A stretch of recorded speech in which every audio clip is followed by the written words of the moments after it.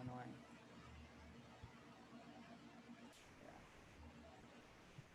Yeah. Oh,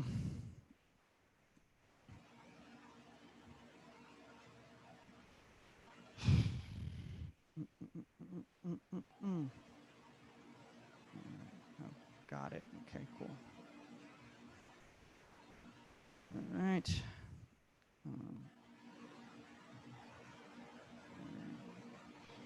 Oh God. Okay, that's not what I want to say. All right. Well, this stream is open, and we'll, once Andy gets here, we will start. Oh,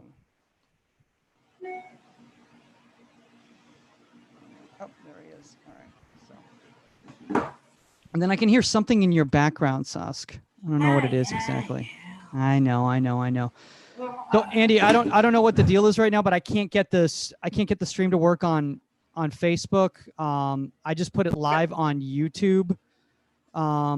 This is the link if you want to share it with anyone. I'm then just going to try to repost to Facebook in the future. I'm just putting this in the chat section right now, so you have it if you want to paste it and share with anyone here. I'm going to list on here on better. Yeah, much better. Hi, Andy. Much better. Oh, Andy, this is Saskia. Sorry, it's been a little. It usually goes smoother. Yeah, it goes usually. No problem. It's all Michael's fault. It's clearly my fault. Yeah, I'm gonna blame myself on this one for sure. Get involved in the technical stuff. Yeah, I'm just going to say having technical issues. So I'm going to. All right, cool. All right. Technical issues. Issues on FB Live is YouTube stream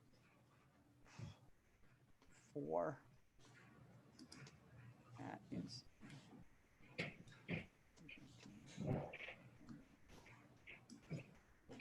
Okay. Oh gosh. This is literally my nightmare right now going on at Goalkeeper Podcast. All right. And I'm going to do that over here. I need this page, okay. All right.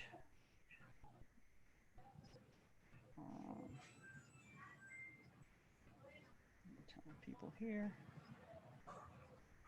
You should have like waiting music. I know, I should. Like waiting. Waiting room music. Everything's a disaster right now. Over there. There. Tune in.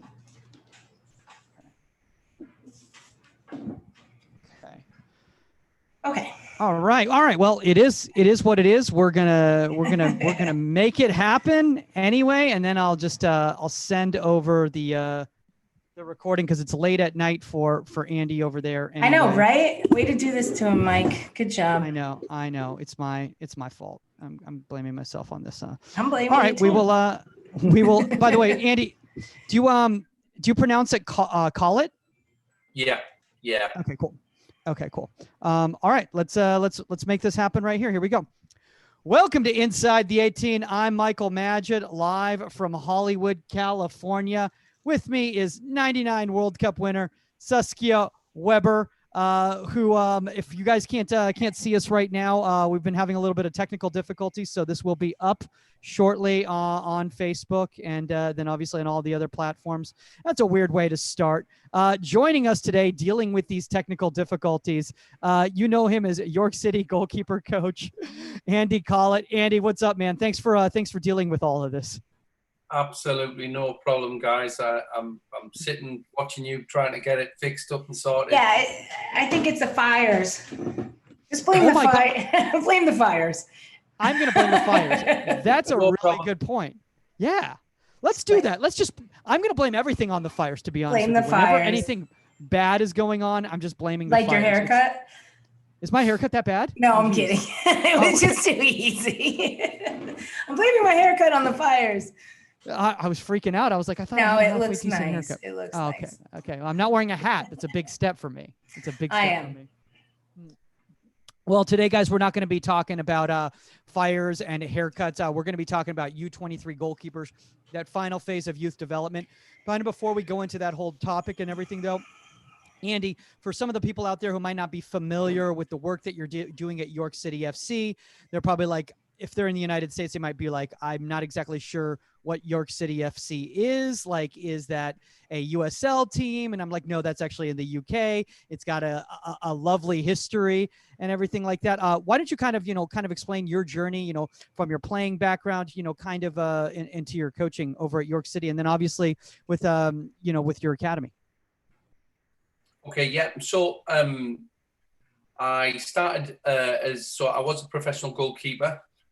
Over here in the UK, I played for Middlesbrough, made a couple of appearances as a 19-year-old when they were in the first year of the Premier League.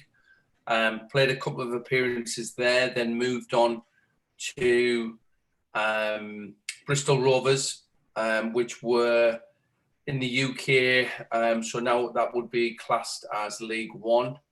Made 140 appearances approximately for them, and then moved to Darlington, which in the UK is League Two.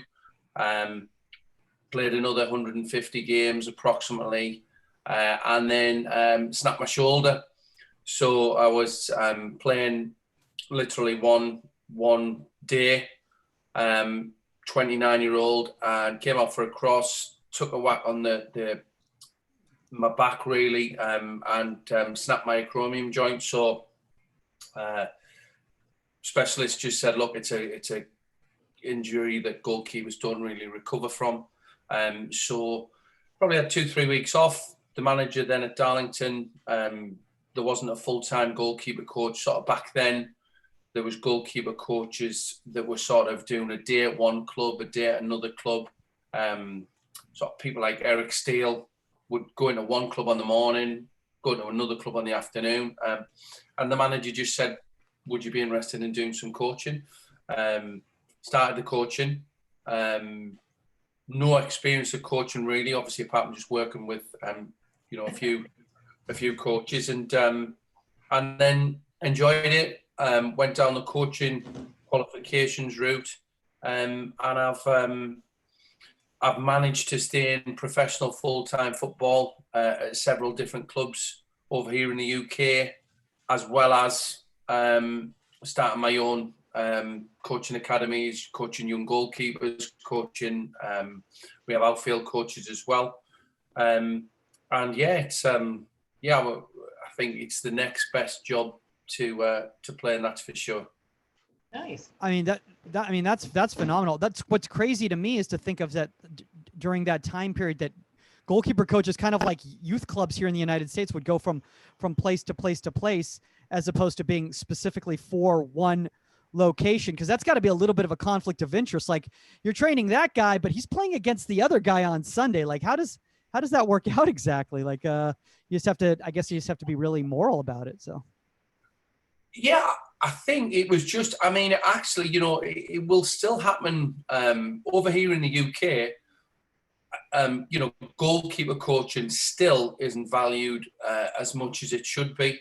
Obviously, I'm at York City, which are probably step 6 or 7, and I would probably think there would be 1, maybe 2 professional goalkeeper coaches full-time within the league that I'm in.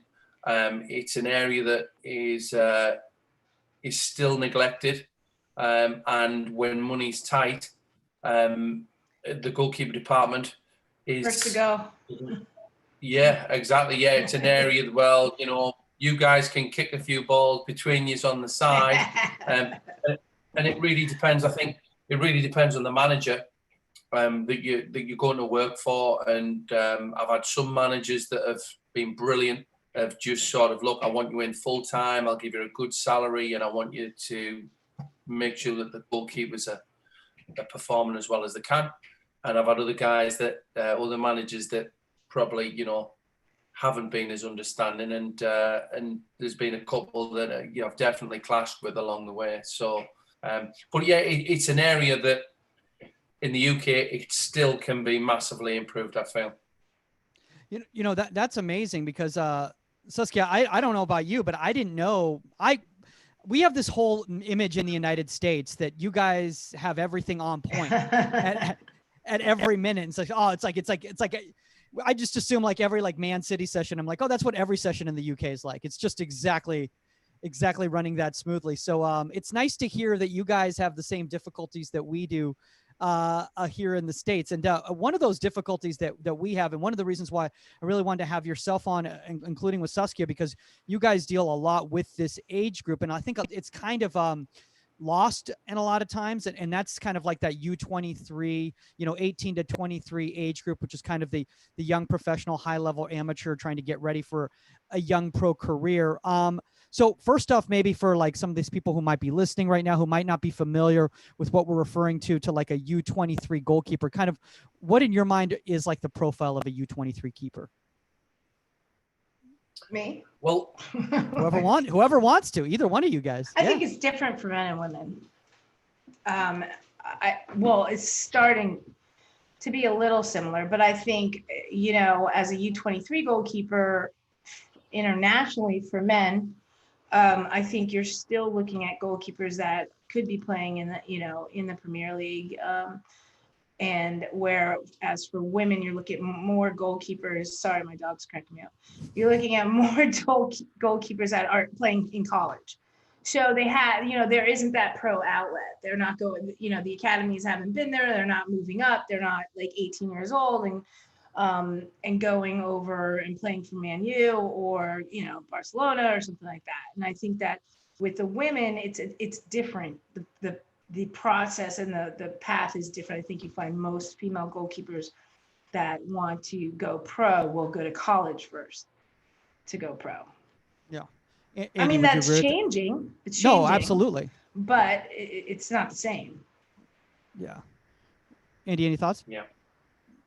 Yeah, I mean, obviously I can only speak about the system over here in the UK, but an under 23 goalkeeper in the UK is so. For instance, if you were talking about a Premier League, a Championship club, it would be goalkeepers, outfielders as well. Between 16 and 18, they tend to sign what's called a scholarship.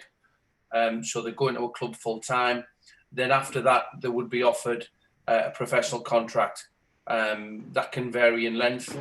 But then they fall into that category age-wise of obviously 18s to probably 21, 22.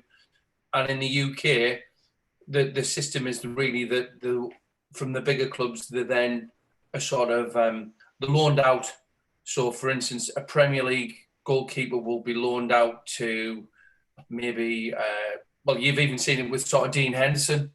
Dean Henderson, I'm not sure what age he is, but he probably falls within that age band. But most of the big clubs might have 6 to 10 goalkeepers between 18 and 21 years of age.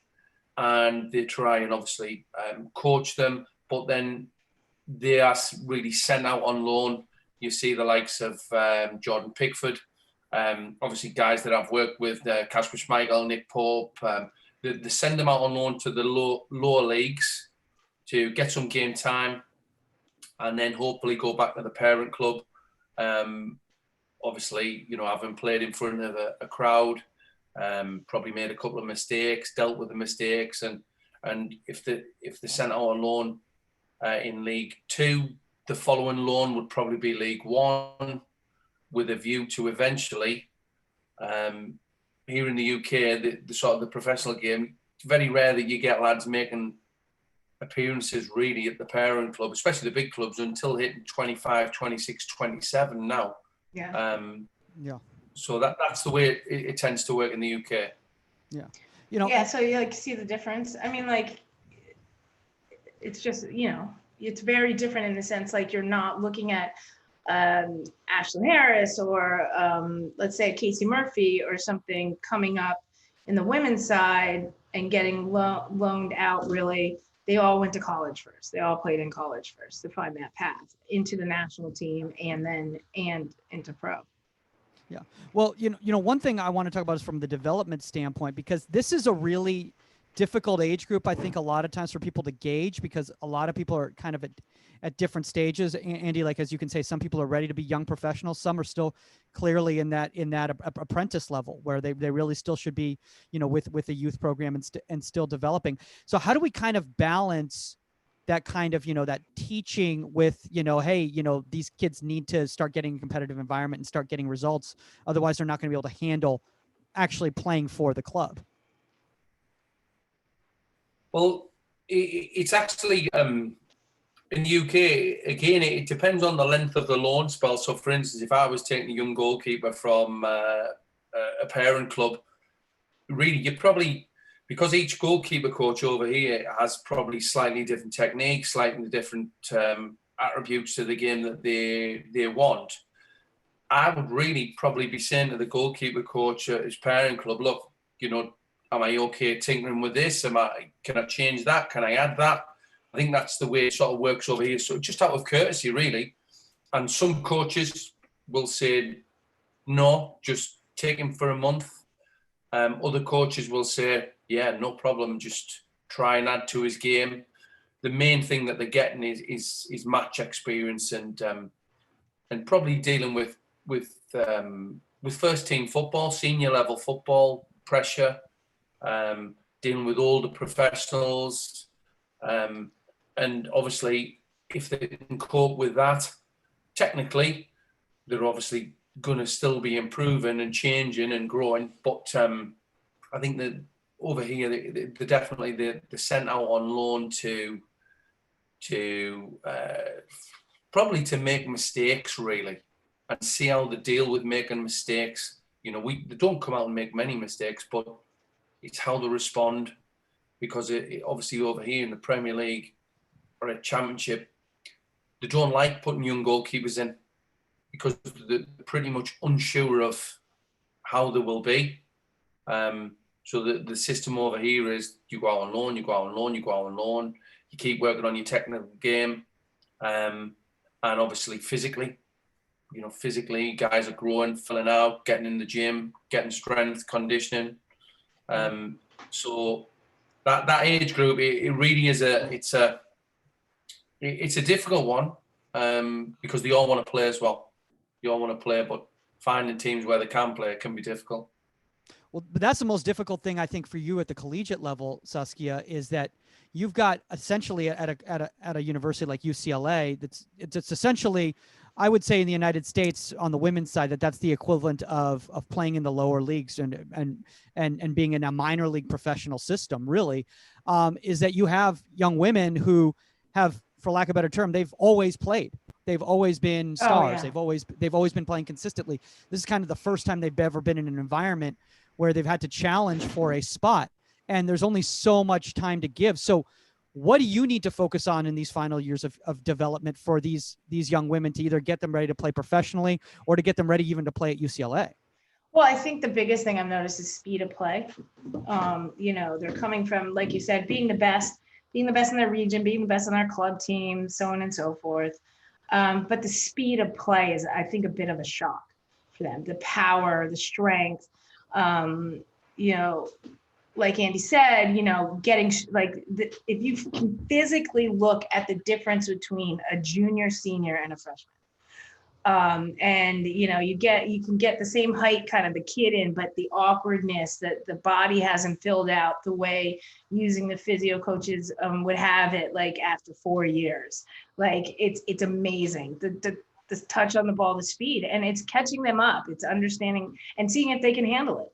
One of our keepers now, she's a great keeper, best keepers in the country, freshman coming in, but she's struggling with the speed of play. Seeing the ball, seeing the shots off the foot, seeing the quick release, and the pure power of it. She'll get it, But that's why you redshirt your freshman year. A lot. That's why you redshirt. And actually with this COVID thing, not that it's a good thing, but with the fall season being suspended, imagine these kids coming in and they have 2 weeks to prove themselves and try to get on the field. And now they don't. And now they've got an entire season, fall season, with no games to train, to strength train, to get the pace down, to understand the competitive nature and level of practice every day. And that's actually kind of an interesting gift, because it'll be kind of cool to see rolling in if we have a full spring season like we would have had in the fall, to see how different it is. Because, you know, to watch them learn that. But that is part of it for me, is getting them used to that competitive nature, that professionalism, even at this, I mean, it's the number one team in the country. So even for college. And honestly, we could beat some, sorry, everybody, NWSL teams, I'll say it. Because you have to look at, half my team is national team players from other countries, you know, so it's like, as well as our own. So we're competitive. And, but that's the process. Yeah. That's the process. You brought up a really good point, Andy, and I actually want to talk to you about this, because is that an issue right now in the UK as well too, with the whole COVID thing? Are kids getting lost in the shuffle because, you know, you all have gone back to competitive play, right, already at York? Yeah, it's we've gone back, and interestingly, we've actually we've got a young goalkeeper that we were looking to send out on loan ourselves, and we were expecting it to go through. It may still go through, but over here he's been told that if he leaves us and goes on loan to another club, he then becomes part of their bubble. Yeah. So he can't then come back to us and train with us. So we sort of have to weigh up, well, although he's going to lose some training time with us, he's going to gain some game time. Yeah. So, you know, I think that the game time at this moment is more important. But yeah, it's definitely, it's making things more difficult. And obviously every single game, regardless of what it is, you have COVID protocols to go through, which incurs expense, time, and we're pre-season now, so we're trying to get 5-6 games in. But the game at the weekend, it was supposed to be against a local side. The day before, that sold maybe, it's only a local side, sold maybe 1,000 tickets, and day before got put behind closed doors. So yeah, there's a lot of, it's certainly going to make it more difficult for your 18s to 23s players to get out and actually get game time. Yeah, and we had the same thing with technically in our bubble as well. I know there's some international players and stuff that can go and play and everything. I think that it's that's the problem. Once you leave the bubble, to come back to it, there's a quarantine, there's this, there's that, there's the other, and so, you know, you have to gauge what it's a little different in college, but we have to deal with the same thing. Absolutely. Yeah, you know, I mean, one thing that I think was really interesting in regards to one trend that we're seeing, and Andy, I know we spoke about this earlier, and obviously it's a very common thing on the women's game for women to come over from Europe and play in the American universities.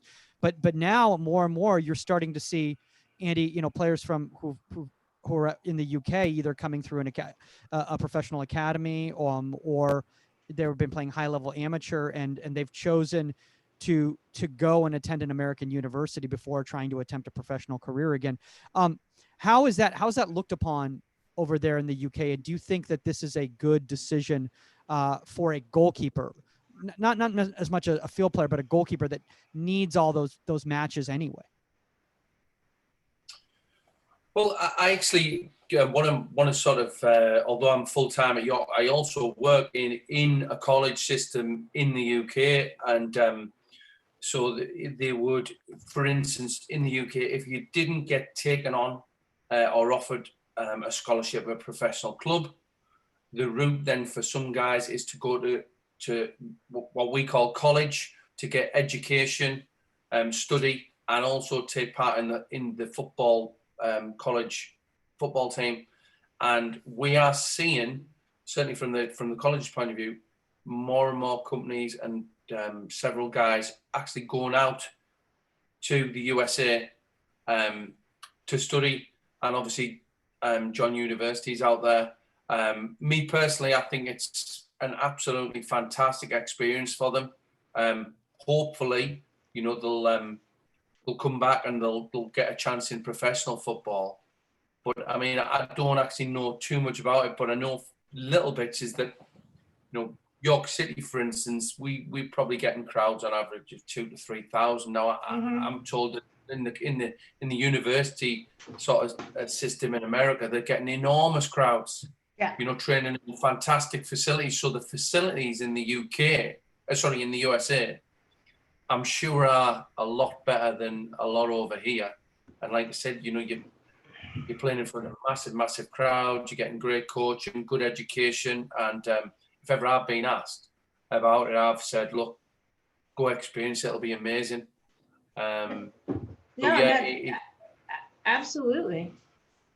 Absolutely. For that reason, we've talked to the girls about that. Like UCLA, we sell out our stadium every game, and to have that experience under your belt, even for a woman and the men and everything, and the education and the facilities are ridiculous. Like I played pro and everything, better than anything I've ever seen. It's like, oh my gosh. And when COVID's not around, I've got like 2 assistants myself. Like I don't shag a ball, touch a ball. I tell them how I need my system set up for the practice, and it's all set up and everything. It's amazing. What you don't know, Andy, is actually Saskia's just a hologram at UCLA. Like she doesn't even have to go there. I know somebody else does it for me, but basically, I'm sure it's a lot more professional than over here. Yeah, and I agree with you, Andy. And you can't skirt the education. Number one, let's be honest. Like if you're not scratching at the bit for maybe being a full-time pro and making a living out of it and stuff like that, if you can get a massive education and play football at the same time, then you should do it. Because it's less than 1% that are going to, be banking on this. So it's a good opportunity as well. Yeah. Andy, what I want to do right now is I want to bring up one of your sessions here. I love that. Yeah. Yep. We're going to bring up one of your sessions right here. I like his lamp. I know this is stupid. His place is so fancy. I'm like, look how fancy your place is. It's so nice. Your place is crazy fancy. So what I'm I'm going to do, which session it is. So let's see here. What I'm going to do right here is I'm going to share. Hold on. I'm going to go theater mode. I'm going to go to share screen. All right. Can you guys see this here? Yes. All right. So Andy, this is a session you did in 2017. It looks like that young man right there looks like he's a tall young lad right there. Clearly he's caressing a mannequin. That's what you do with U23 goalkeepers is you have them just stand behind mannequins. But I want you just to walk us through. We're just going to watch a little bit of just the movement and everything because Saskia, you were talking about that awkwardness still, right?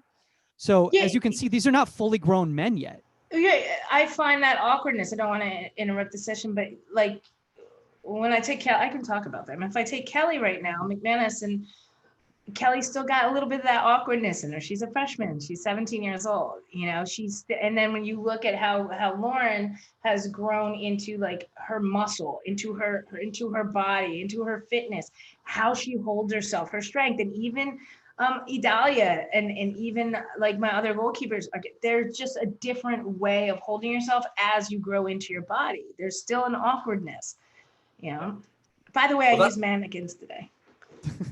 Congratulations. That tall guy there in that picture. Yeah. He will be 17, 16.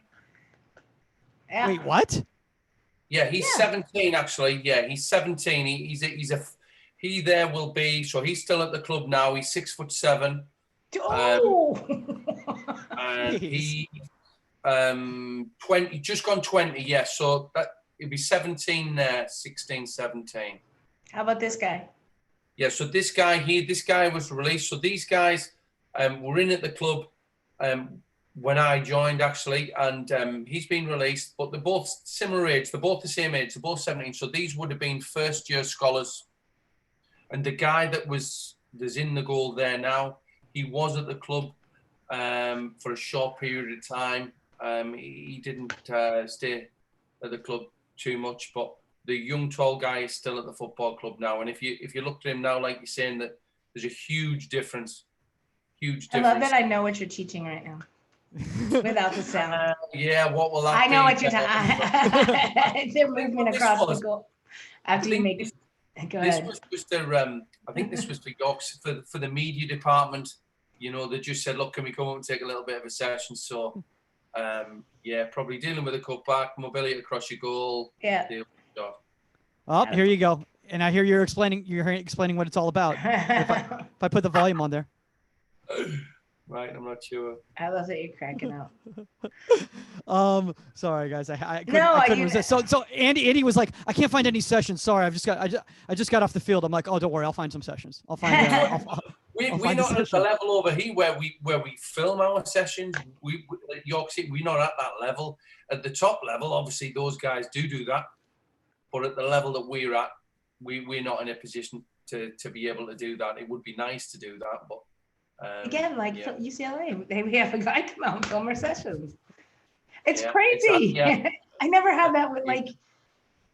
Yeah. I never had that playing pro. I never had that, like, you know, I can tell this one tech guy, like, what things I need pulled. And then I can go into the media room and all the clips I needed are pulled and ready to load and go. I'm like, this is amazing. But to be honest with you, that's actually a really interesting thing that you pointed that out, Saskia, because here in the United States, Andy, at least a lot of kids, when they come out of the university system like that, and they've been in that environment, and then they go into lower leagues, it's like it's a shock to them. It's that reverse. Wait, Absolutely. what? We're sharing a dressing room? What is going on here? They're like, how come I don't have sparkling water? I asked for sparkling water. I should have sparkling water with cucumber right now. It's not that bad. All right. No, but you're right. And I've heard that from even girls that have gone into the NWSL from schools and stuff like that, where the facilities, the practice facilities, the staff, the training staff, accessibility to rehab, everything has just been not to the level that they were used to at major universities and colleges, because those major universities and colleges are richer than their pro club. So, you know, and the facilities are better than anything you're going to get at your pro club. And that's a shock as well. Absolutely. I want to bring this up right here. Andy, first off, one thing I love about the whole loan system that you all have in Europe primarily, and there's a little bit of a loan system coming on here now in the United States, is that it humbles a lot of these kids who are superstars coming out of big clubs and their academies and everything, and they've had everything kind of, you know, like Saskia's talking about, you know, everything's very high level, you know, a lot of money put into it. And then they're going to an environment where they kind of have to either fend for themselves or, you know, for lack of a better term, you know, they don't have the resources that they're used to. Is that kind of like a sink or swim type of moment for you a lot of times, where you kind of see the kids that are kind of cut out to be professionals and are actually willing to handle it? 100%.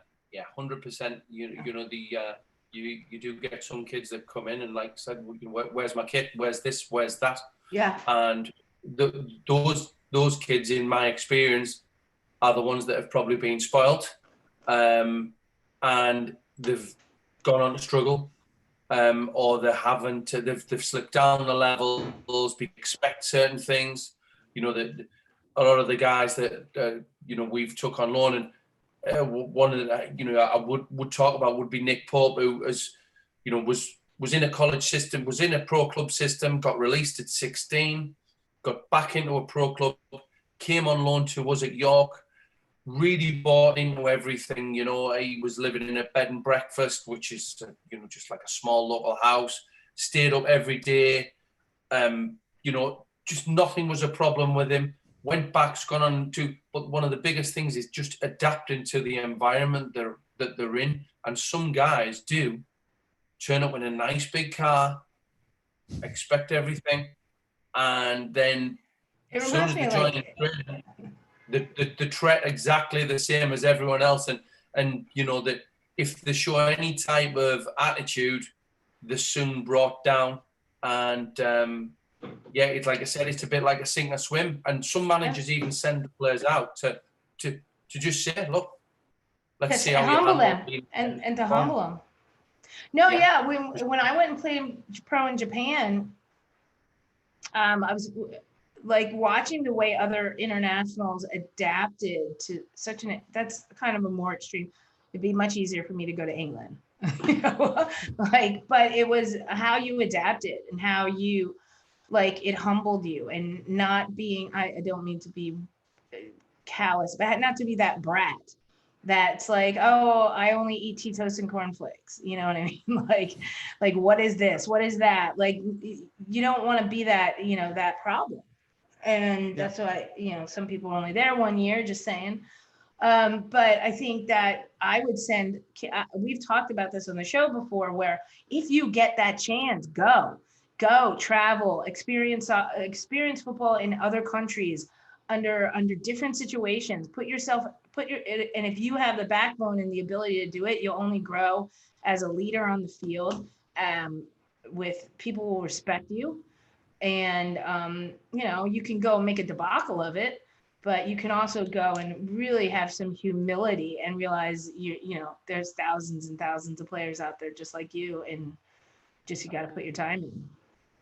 Yeah, you know, one of the situations that we're having in the United States here, Andy, and I don't know if you're familiar with this, but obviously with the MLS academies now, a lot of the kids are signing homegrown deals, and before it used to be university. Everyone would go to university, and then, you know, the best players in the university would usually end up trickling into the professional system. A lot of kids are now bypassing the university and they're going straight to the pro. The problem is that because they've come through their academy system and then gone to the reserves, once they get to the first team environment, they've never played in front of 35,000 people. Like, they've never been in that before, because on the reserve teams, there's parents in the crowd, you know, some friends, you know, at a training field, you know, and that's why I just think it's so important that there's clubs such as, you know, and not saying this in a derogatory way, that there's lower league clubs in Europe that allow people to play, because your fans actually care about York City. It's like, you know, no disrespect to LA Galaxy 2, but like, there's no LA Galaxy 2 supporters. Like, they're just Galaxy supporters who might walk by the training facility and watch a Galaxy 2 match, you know, but like, there's fans of York. Like, they've grown up being York supporters. Yeah. It's dealing with the responsibility that, you know, once you're in men's football, you obviously have the crowd, you have fellow professionals, you know, and at the level that we're at, you know, fellow professionals need to win to bring the salary in, to get an extra bonus. So there's a lot more pressure than in the under 23s football, where, like you're saying, there's 150 people, there's no pressure on the game. So in the UK, we see a lot of guys that haven't gone out on loan and they get released age sort of 21, 22, 23 on maybe, I don't know, 150,000 UK pounds a year. They come to somewhere like York and they've never played in front of a big crowd, or even 5,000, and they want a huge salary level, and we might say, look, you know, best we can offer is 50,000, and you see that they almost think that you're not serious, you know. But they're going out in the environment. The system really, really works, especially with goalkeepers over here. I think it's fantastic because, like I said, you see guys go out, play at League Two, play 30, 40 games, then go and play at League One, 30, 40 games, then go and play Championship, 30, 40 games.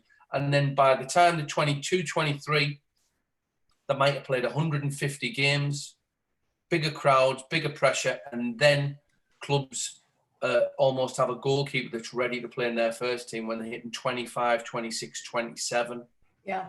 And I think that's what they tend to do over, and it does really work. Like I said, there's several that it's worked where some guys don't want to go out and play.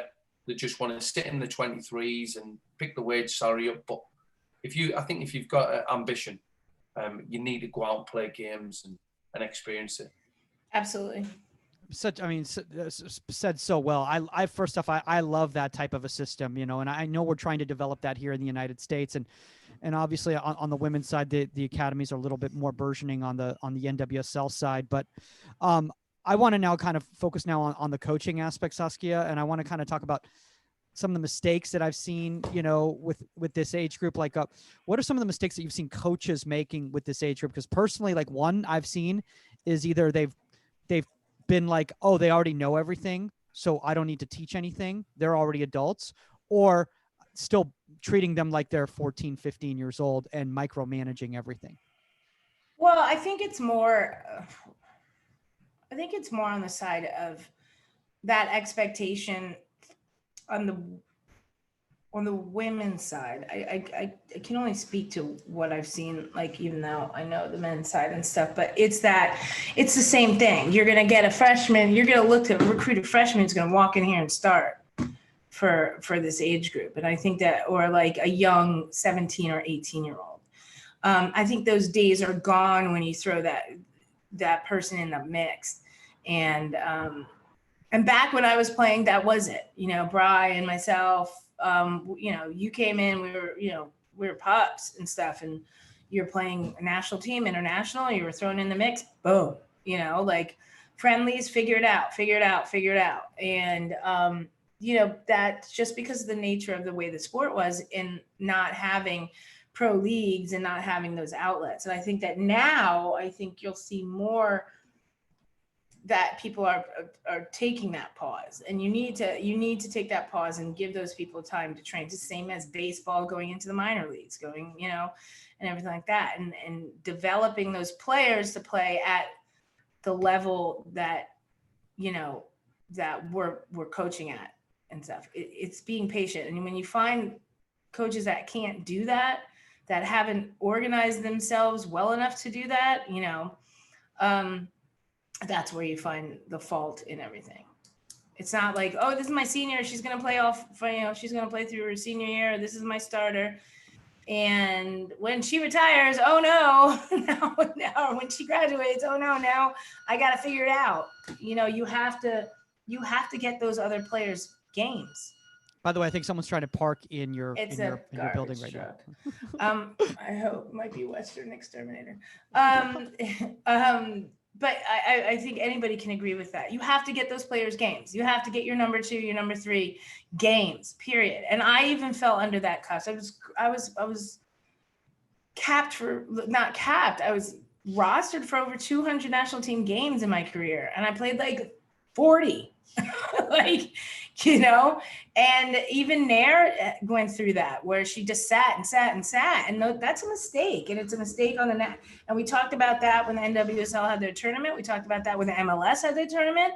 Like, what is the importance here? Like, is it to win this little COVID tournament, or is it to actually get some players some playing time against some serious opponents and sub those goalkeepers in? Yeah. Andy, would you say that's one of the main mistakes that you've seen when people are working with that age group, is that they're not getting them games? Yeah, I think at that age group, it's massive to get out and play. And that would be as important as what you're doing on the grass, is that you're making phone calls, you're trying to get game time.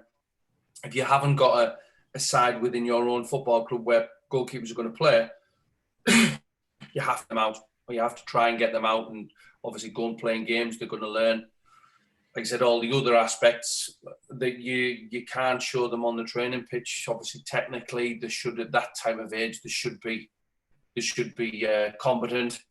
But game scenario, game situations, like I said, I think they say, don't let the game be the teacher.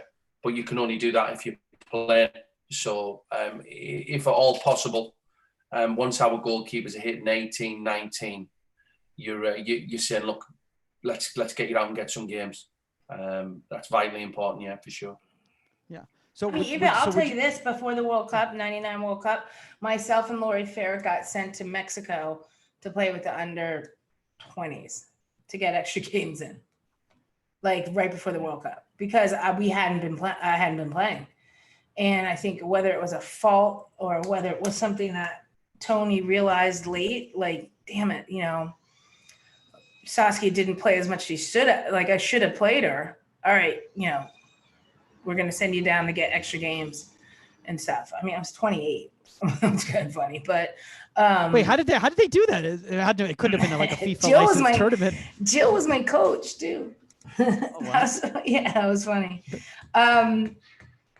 But it was still just like two guest players. But it was still the same point, like that you can't wait till last minute. You can't. Yeah.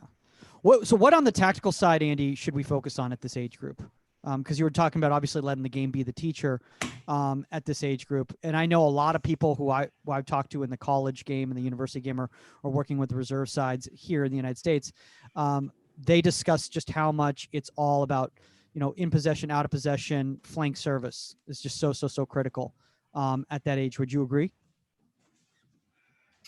Well, again, I think when players go out on loan, there's sort of over here in the UK, the massive side of the game that is improving is the distribution.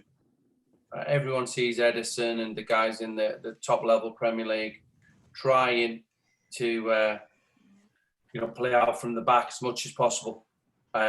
So I think you can only do that if you're at a football club where you have the players to be able to do that, and also that the manager, if that's the style of play that he wants. So that is a current trend.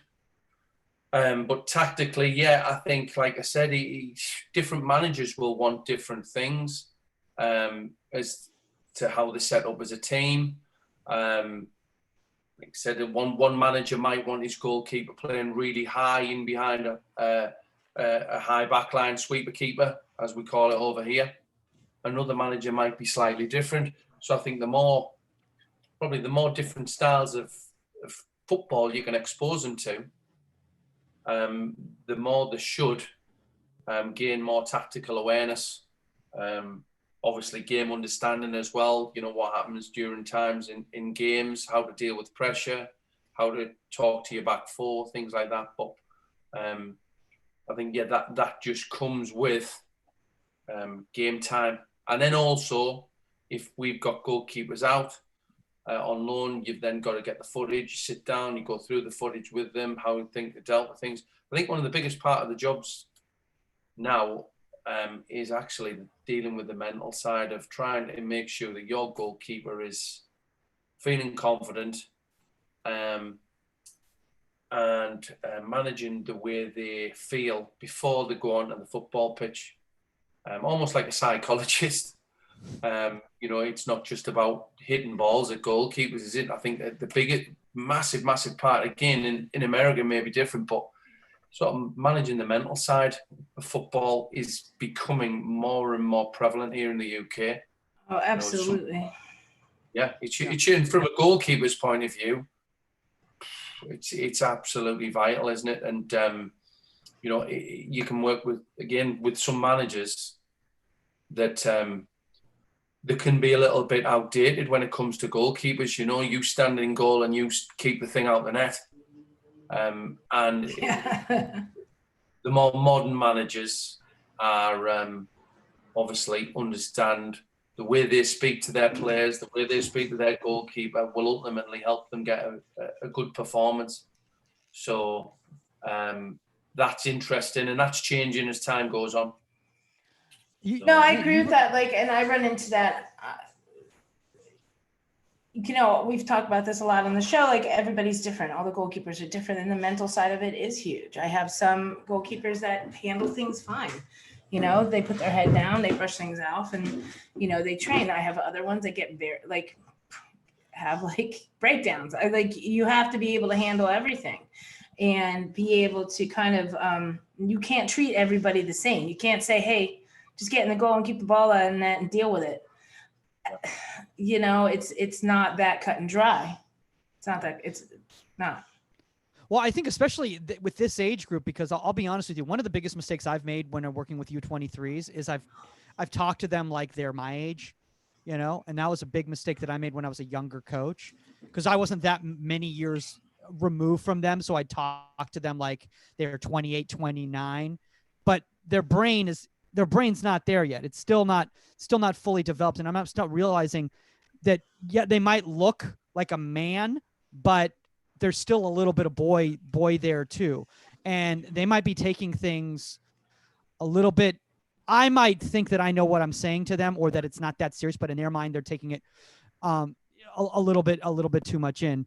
And that, I think, is a difficult situation for a lot of coaches who started. And Saskia, I want to ask you this because, here in the United States, I know I keep bringing that up, but I like to see the contrast, Andy, between here in the UK. A lot of people start out in the youth game, and they move from the youth game and the transition from the youth game into the older game. And one of those stepping stone positions, a lot of times for a youth coach, is college. And Saskia, I know you've seen this. You've seen a lot of youth coaches who they can't make that transition to college because they don't necessarily know how to connect with that age group. They know how to work with a 9 or 10-year-old, but talking to a 19, 20-year-old who's already got opinions and a point of view and all that is very difficult. So what advice do you give coaches that are kind of making that transition? Well, I was kind of the opposite, which is kind of funny.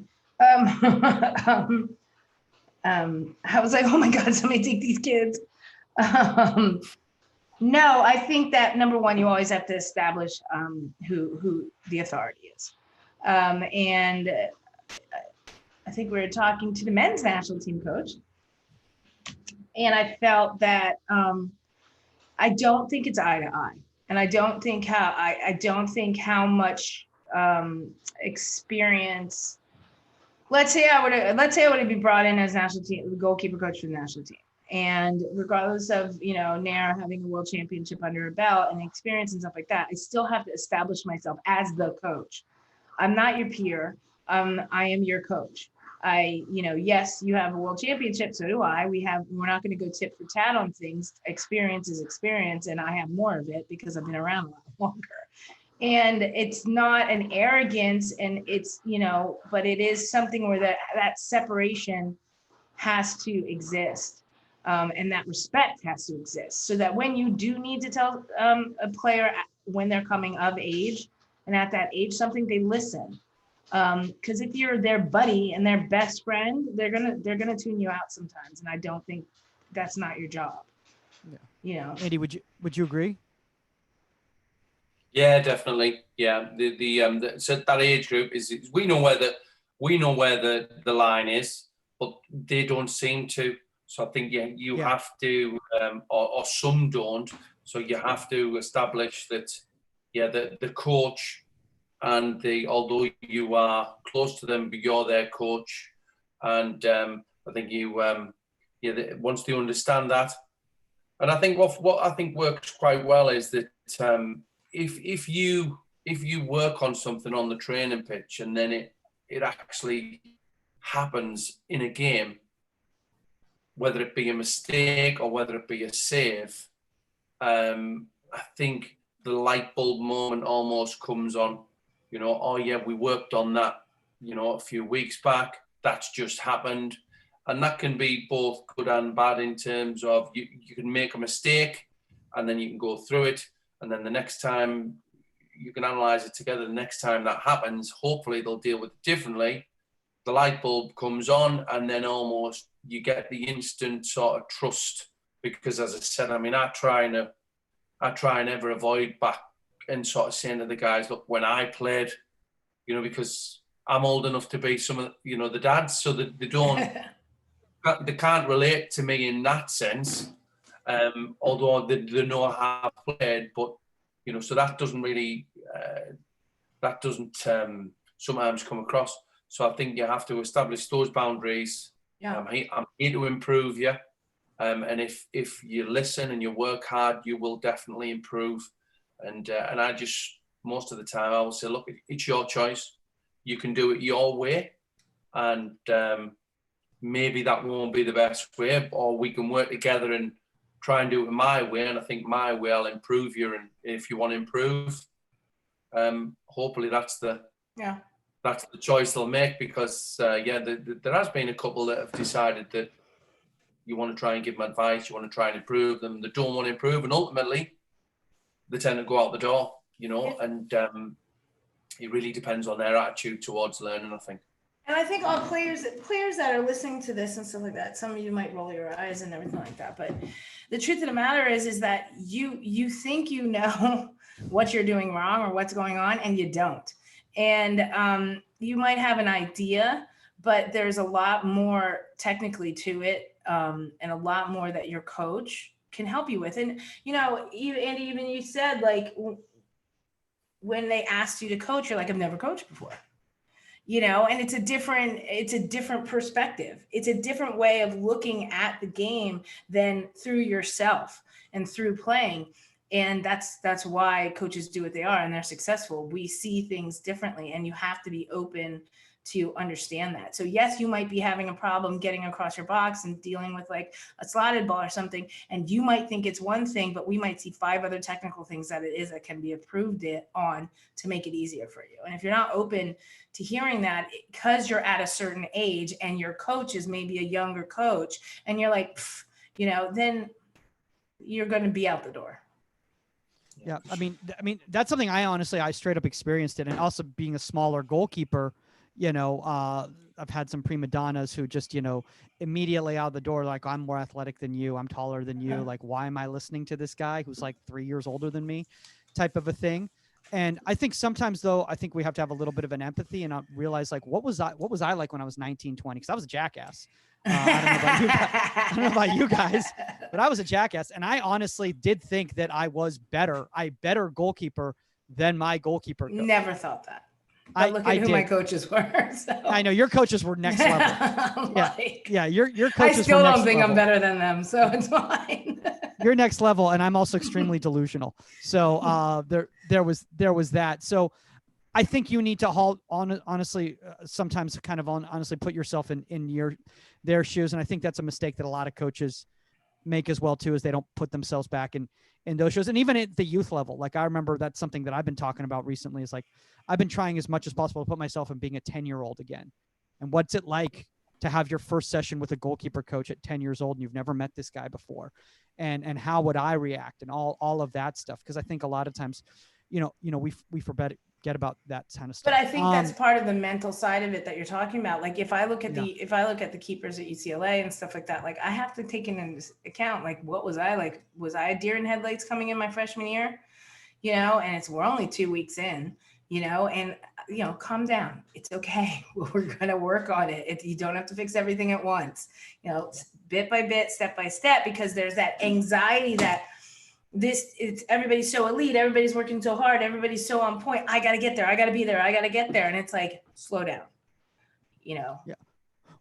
Well, do you have that? Like, you have, like, for instance, 20-year-old at York City, and like, he looks at himself, and compares himself to a 32-year-old veteran and goes like, why am I not doing that? What's wrong with me that I'm not there?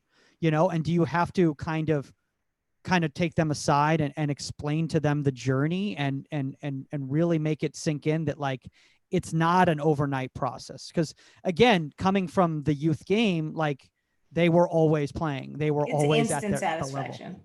Yeah. Yeah. Obviously everyone wants to be the best goalkeeper they can be right now. And, that just doesn't happen. Like I said, I'm a big believer in, you learn from mistakes, and when mistakes happen in games, in senior level games and professional games, I sort of say to the guys, look, that's fine. I know you didn't intentionally make that mistake. Let's work on it on the training ground, and then hopefully if that same situation occurs again, you'll deal with that differently. And that certainly happens more when you're working with younger goalkeepers and younger goalkeeper in your team, because they are more likely to make mistakes or make bad decisions, and they also are more likely to probably suffer a little bit mentally from those mistakes. So that's where I think the psychologist side, and look, it's okay to make a mistake. You're young, you're learning, I'm not expecting you to be the finished article goalkeeper at 21 years old. Exactly. I think that's your role as a coach. Some coaches don't.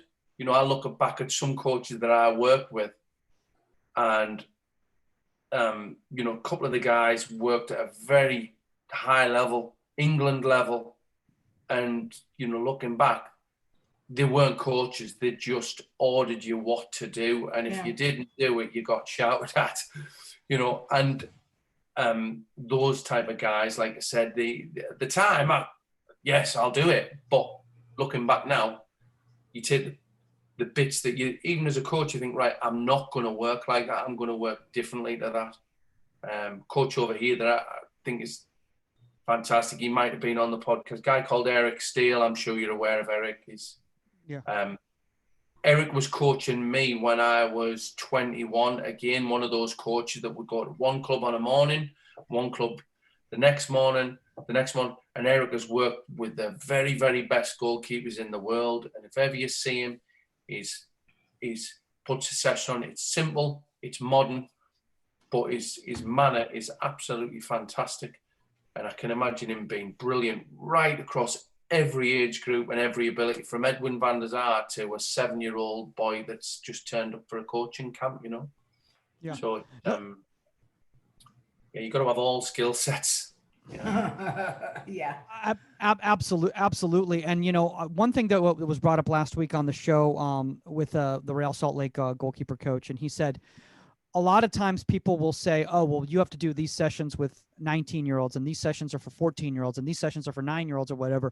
And he brought up something really interesting to me that I had never really thought about. He's like, you can do the same session with every age group. It's about what are your expectations of the goalkeeper. That's what changes. That's what adjusts based on the age group. So the session X's and O's wise, which I think personally, and I've started to learn, is like we focus way too much on the X's and O's and the structure of the session rather than why we're doing the session. You know, we focus on the how to do the session, you know, and then we're like, well, wait a second, what did we get out of the session other than they went through cones? Cool. Well, because I followed this session plan, but why did I even run this session? You know? So it started making me think like, oh my gosh, do we overcomplicate it, Saskia, with these older ages and think like we have to put more bells and whistles because they're older, because they're more high level, yada, yada, yada. You know, and we talked about that last week, that I, even for myself, thought coming in, like, do I have to have like some epic structure, like practice, like with giant blow up dummies and like crap like that? That's why I was joking. I was like, hey, I used one of those little steel men today. And the truth of the matter is, know your stuff. Know what you need out of your goalkeepers, know what they have to work on, have confidence in that, and structure your practice accordingly. And sometimes that's no cones, and sometimes it's a couple cones to, you know, facilitate some footwork and everything. But get out of your keepers what you need to get out of them to train them and teach them. And there is a point of maintenance with goalkeepers, you know, like if you're coaching a De Gea, which, you know, maybe he could use some coaching, but if you're coaching De Gea and stuff like that, then maybe there is a certain amount of maintenance. Maybe there is a certain amount of structuring your session, kind of to include what he needs to focus on and stuff, but kind of, you know, for just to get some confidence back. But at 18, but at the age group we're talking about, no, you can still teach them, and there's still stuff they have to learn, and there's still, whether it's their footwork or balance or how they're dealing with situations and stuff, you got to structure your sessions. And they don't, like I said, it doesn't have to be these epic sessions. I mean, I see them. I see the sessions on YouTube or whatever, and it's like, I'm like, I don't even know how to set up that many cones, and there's sticks in the ground and there's everything, and people are going under things and over things and everything. And I was just like, oh my God, just get to the point and make the save. I keep it simple. Sorry. I mean, I'm a big fan. Go ahead, Dave. Yeah, I was just going to say, you know, I am a massive believer in just keeping it simple. Yeah. You know, when you're playing a game, the ball moved from position X to position Y, and You move in relation to the ball. Yes, you deal with your back four, you talk to your defense, but the ball moves from one place to another place and you take a different position up. And when I see all these sessions, listen, every now and then you put a little bit of a fun session on, a warm, something like that. But when you're seeing, like Saskia says, you know, jump over this, do that, do the other, that doesn't ever happen in a game. The ball moves from position Y to position X, and you move in relation to the ball to try and keep the thing out the net. Some sessions are just YouTube sessions, you know. Yeah. But the reality is, I mean, I listened to one that Franz Hoek did, and it was absolutely fantastic podcast. And he was talking about working with your back four. And in reality, over here in the UK, you might get to work with your back four once a month. Over here, we have a first team manager, a first team coach, a reserve team coach, and to get the team off them is very, very, very rare. And I 100% agree that is the best way. Yeah. In my opinion, the coach is coaching with the team and match specific. But the actual reality, does that ever happen, is in the UK, it's literally in 15 years of coaching, I might have been given the team 5 times. I might have asked for the team a lot more, but actually given the team maybe 5 times. But I think, you know, like I said, listen to Franz, I was like, that's 100% agree. You know, it's the one thing me and Amanda, I absolutely love at UCLA. I love the way, but we obviously grew under the same tutelage and everything with the U.S. team.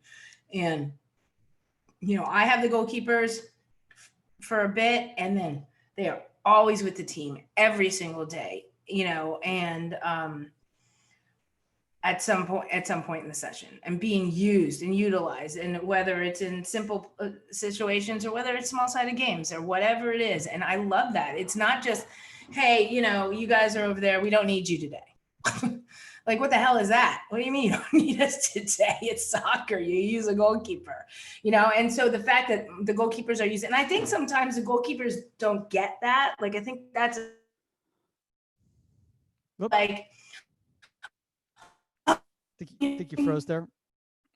Man, these fires, man, they're killing it. And now you're seeing real crosses, you know. Now you're seeing what game speed and the way it should be. Not me out there dropping a couple bombs in and you like making some really pretty steps and going up and catching a ball and getting a shot afterwards. Now you're in the mix, and that's how you get better. Yeah. Yeah. And I think that's one of the problems, Andy, is like once goalkeepers get to you at the first team, you know, who are a 20-year-old or whatever, and now they're competing against veterans of 32. And if they've been in a kind of a artificial environment like that for so long, let's say they came on loan from another club to you, they've been in that type of an environment. Now they're you, and you're like, okay, well, yeah, you need to play the game now. And they're like, well, what do you mean? Like, I've never played with these guys before. It's like, well, you should understand scenarios and you should do all that. So it makes your job a little bit more difficult. As we kind of start wrapping up right here, you know, I think one of the things, Andy, first off, in regards to getting that back four, all you have to do is, you know, work with the Netherlands national team, work with Man U, work with Bayern Munich and Barcelona. And I think they'd be happy to give you the players. That's all you got to do right there. It's always so funny because when we had Franz on. Yeah, it's unbelievable. I've watched some of his sessions, and I know Saskia's worked with him. I don't know if you have, Michael, but I watched some of the YouTube sessions, and the way he's just fully in control is awesome to watch. But actually, for here in the UK, like I said, if I was to say to the first team manager, oh, Gaffer, can I have the first 11 and I'm going to put an 11 against them, he'd look at me as if, don't be silly, you stay over in the corner and coach the goalkeepers. You know, that's the way, unfortunately, the attitude, obviously, like you said, you're talking about one of the best coaches in the world there. But to get that opportunity to do that is very, very rare over here. But one day. But I think we've talked about, even with multiple coaches on this, and even with Franz on this, that is a huge problem. And it's the fact that no, your goalkeeper coach should be / assistant coach should be involved in, let's see, free kicks, like whatever you're going over, anything, like they should be involved in it, helping organize the defense, helping explain to the keepers how things should be going. Like they're not just, kicking some volleys while like one of the keepers is in with the team going through that. Like, no, that is like, what do we do 90% of the time? Distribute, distribution, like it's, and communication. We're not diving into the upper 90% of the time, hopefully. So I think that really comes from the manager as well, though, doesn't it? He was saying obviously about I think it was Edwin Louis van Gaal. He sort of said, "Look, you do it, or you come on board," and that really is, depending on the attitude of the manager and the attitude of the manager towards the goalkeeping department, the goalkeeping coach, and the goalkeepers, and almost the trust. And obviously, he had ultimate. Louis van Gaal obviously had ultimate trust in Franz, and that podcast was brilliant. Listening to the stats and things like that, it was really interesting. And like I said, you listen to that and you go away and think, I've got to get involved more on this. Yeah, exactly. Well, then I've never seen Mike and Omar so quiet in my life. We were all just sitting here like this. Oh yeah, he killed Omar a few times on that one. Yeah. But I think it was just like the education. I think it ran 2 hours, and like I think I said like 5 words. I was like writing stuff down. I was like, okay. Absolutely brilliant. You could just listen to him all day. I mean, my favorite thing though was that when he did the breakdown of Ederson, and then he had us give our notes back, and he literally shot down our notes, and he's like, I said I can't give you notes, I'm sorry, and he goes, that's the right answer, and he goes, that's the right answer. Have the humility to know that if you don't know the answer, you can say it out loud. And I was like, see, my favorite is like when it was so funny when Omar was like, Ederson's literally, it's like Ederson's willing the ball. He's like literally dictating everything that happens in the game. And then Franz like, oh, okay. All right, well, let's look back at that again. All right. So let me show you this and this and this. And then Omar's like, oh, yeah, I completely missed all of it. But it's amazing. Oh my God. But that's that next level. That's that next level. And that's, as Phil Whedon always says, who's obviously been on the show numerous times, is like, the always learning, and like Peter Meller always learning and stuff. And even Franz says, it's like, he's always learning. Like his new book is like, he's like, I'm going against everything I wrote before. And like, I'm doing a thing. And I'll give a quick story, cause I know everyone's got to get out of here, but I had the fortune of being involved.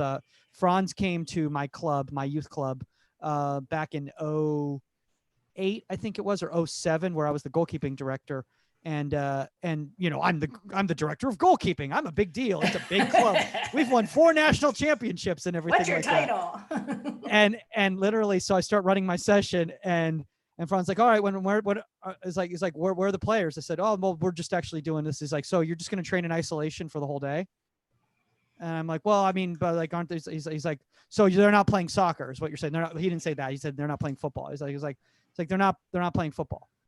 And I'm like, well, yeah, but I mean, we're working on this. He's like, well, what you're working on is concept. That has nothing to do with the game. Concept is in your mind. The game is actually what's happening in front of them. So how do you know this is working until you put them in there with them? And if you never put them in there with them, all you're doing is teaching them concept that they can never actually activate in a game. And it really made me think of, oh my God, I've been going around this all the wrong way, and really humbled me. I'll tell you that in that spot right there. So I thought it was a big deal at the time. And he was so nice about it too, that I was like, ooh. So, but where was my train of thought other than Franz is great? I know, it's like his podcast again. I know. Well, Andy, before we go right here, first off, thanks for being a fan of the show. Honestly, that means a lot to us. Again, it really humbles us when people reach out and they say, oh, I'd love to be on the show. And I'm like, oh, cool. And I'm like, yeah, what do you want to talk about? And it's like, yeah, I'm talking about Bliss, and I'm the goalkeeper coach, first team goalkeeper coach here. And I've worked with Nick Bell, and I'm like Kasper Schmeichel and all this stuff. And I'm like, oh yeah, I think we can make some time for you. I think we can make that happen. Honestly, like I said, he just, we're all passionate about goalkeeping and goalkeepers, and I listen to the podcast. It's absolutely superb. And like I said, Aw. you're learning as you're listening. You're learning, and if as a coach, you've I think on the Franz one where you mentioned the set position, it gets you thinking. Oh, it's And, changed. yeah. It's definitely got me thinking. Yeah, we all have our own opinions on that, but I was trying to work out what he thought was the set position, whether it was the jump into the set, whether it was the standing still. But I think, listening to the podcast, like I said, it's brilliant because, as I said, I think once you're a goalkeeper, you're just always a goalkeeper, and anything goalkeeping, it just, it ticks the boxes for me. And I think the podcast's absolutely fantastic. Oh, thanks. I mean, well, thank you. Well, I'm glad we recorded that so we can use that as a soundbite. It's like an in and out soundbite promo. In the future. We didn't even get to even into your academy right here, Andy. But while we're wrapping up right here, if anybody wants to reach out to you, why don't you tell them a little bit more about the academy that you have going on in Middlesbrough and kind of the connection you've had with Leeds and all that. So. Yeah. I mean, we started the goalkeeping academy, and we actually do outfield as well. And luckily we coach all level goalkeepers in Teesside, County Durham, and some of the guys have gone into professional academies and professional football clubs, and getting to live the dream, as it were. We're an official partner of Leeds United. Obviously, Leeds United have just gone up to the Premiership club, and an unbelievable size football club. But I think, like I said, it's just I get the same buzz coaching an under-7 as I do coaching a professional. I think you can give them a little bit of advice, or you say something to them that will improve them as a goalkeeper, or just make them feel good. And I think that's the great thing with coaching is that, like I said, regardless of the ability, the level, I think in my academy, we have all ex-professionals. So all of them are qualified to some level or another, but the biggest qualification is the personality and the way they deal with the kids. It's so important. And I think even at senior level, I think the way you deal with people to get the best out of them is a key skill in being a real good coach. And I think the best coaches can do that. Like Saskia said, some people need an arm around them, some people need a little bit more of a stern telling off, or you'll have to approach it. But I think the best coaches can do that really, really well. And the best managers that you work with, they just manage people regardless of their age better. And that's what I would like to think that's what we do quite well down at Premier Play. Got loads of good goalkeepers who love diving around, flying around all over the place and making saves. Yeah. And if people want to reach out and know more about it, where's the best place for them to reach? Yeah, we have a website, premierplayerfootballacademy.co.uk. We're on Instagram, we're on Facebook, and we occasionally stick some sessions on YouTube. Again, just with different level goalkeepers that we have, just on certain topics. Because here in the UK, there's nowhere near enough goalkeeper coaching. There's nowhere near enough good quality goalkeeper coaching as well. Because again, there's a lot of goalkeeper trainers that keep the goalkeepers entertained, but they don't really, like I said, do much coaching, as it were. And the kids go home happy, but they're not really getting much coaching. So we occasionally put little sessions on, and but it's an area that hopefully will continue to grow in. But like I said, just being part of your podcast, it's brilliant for me, and we'll stick it out on our social media, and again, just grows the goalkeeper community, hopefully. Absolutely. Yeah, well, we got some big plans in the store. We're not going to talk about that just yet, but we're going to expanding on that goalkeeping community. I need his interior decorator. Yeah, and honestly, I mean, we could keep going on, Andy, but obviously, guys, if you want to reach out to us, again, just like Andy did, contact at insidethe18media.com. That's the number 18media.com. at Goalkeeper Podcast on all social media platforms.